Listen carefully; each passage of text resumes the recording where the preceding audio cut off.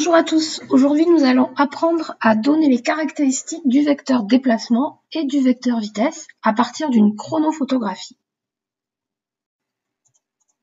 Le vecteur déplacement, il nous faut pour cela une trajectoire déjà, donc nous allons placer les points, on les nomme, la trajectoire est curviligne, et nous allons étudier spécifiquement la trajectoire de M1 jusqu'à M4.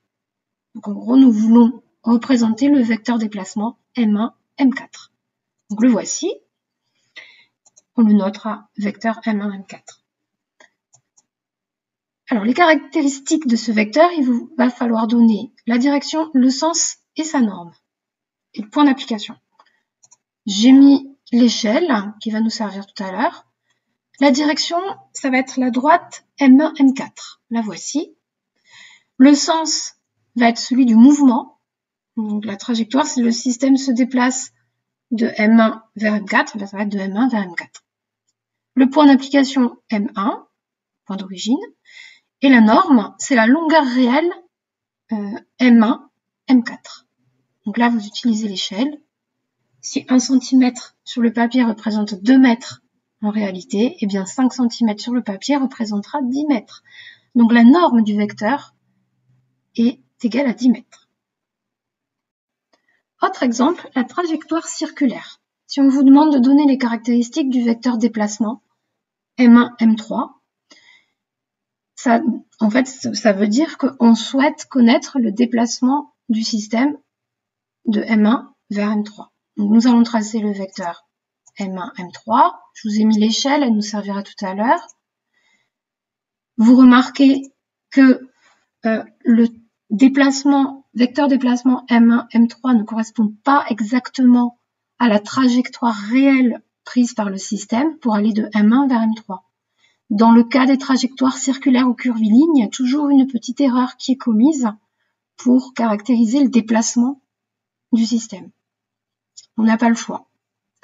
On sait qu'on commet une petite incertitude, une petite erreur.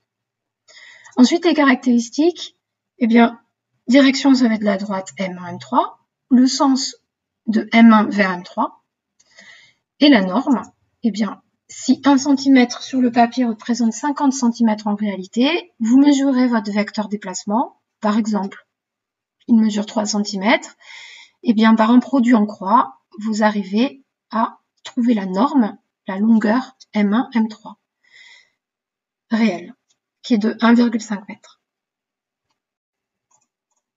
Nous allons maintenant apprendre à tracer le vecteur vitesse en un point. Pour une trajectoire donnée, donc on nomme les points, on va vous demander par exemple de trouver la caractéristique du vecteur vitesse au point M4.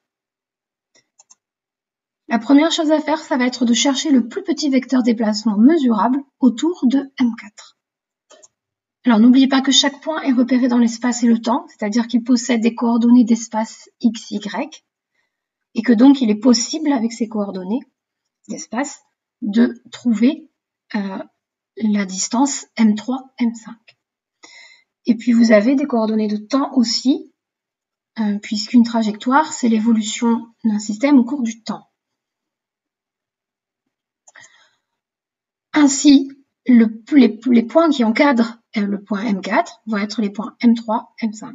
Donc le vecteur déplacement va être le plus petit autour de M4, va être le vecteur M3, M5. Ensuite, vous avez besoin de connaître l'expression du vecteur vitesse au point M4. Donc là, vous devez vous rappeler qu'une vitesse, c'est une distance divisée par une durée.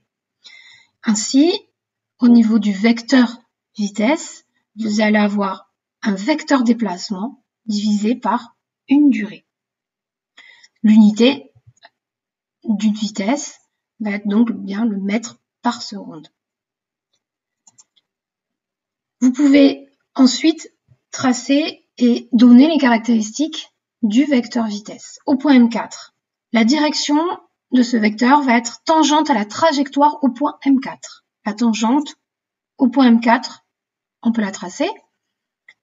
Le sens de ce vecteur va être celui du mouvement. Donc là, on se déplace de 1 vers 6, donc le sens, ça va être de M3 vers M5. Le point d'application, c'est le point M4, puisqu'on cherche la vitesse en ce point. Et la norme va être la distance M3, M5 divisée par la durée. Alors cette norme, pour la calculer, vous devez connaître la distance réelle M3, M5. Ici, elle est égale à 1,5 m. La durée, pour aller de M3 vers M5, elle est égale à 1 seconde. Donc, vous trouvez aisément que V4 est égal à 1,5 m par seconde.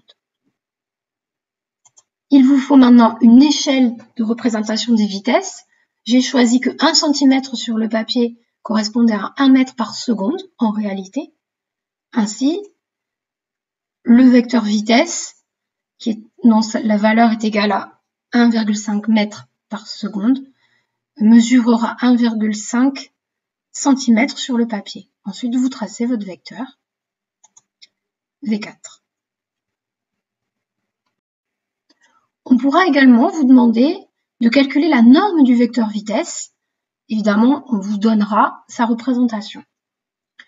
Alors, dans cette situation-là, on vous donnera l'échelle de représentation des vitesses. Ici, 1 cm sur le papier représente 0,5 m par seconde en réalité. Vous mesurez la longueur de votre vecteur V2. Admettons qu'il mesure 3 cm. Eh bien, vous pouvez en déduire que sa vitesse, la norme de ce vecteur, sera de 1,5 m par seconde. Ainsi, V2 est égal à 1,5 m par seconde. Là, vous avez calculé la norme du vecteur vitesse. Voilà, j'espère que cette vidéo vous aura bien aidé. À bientôt!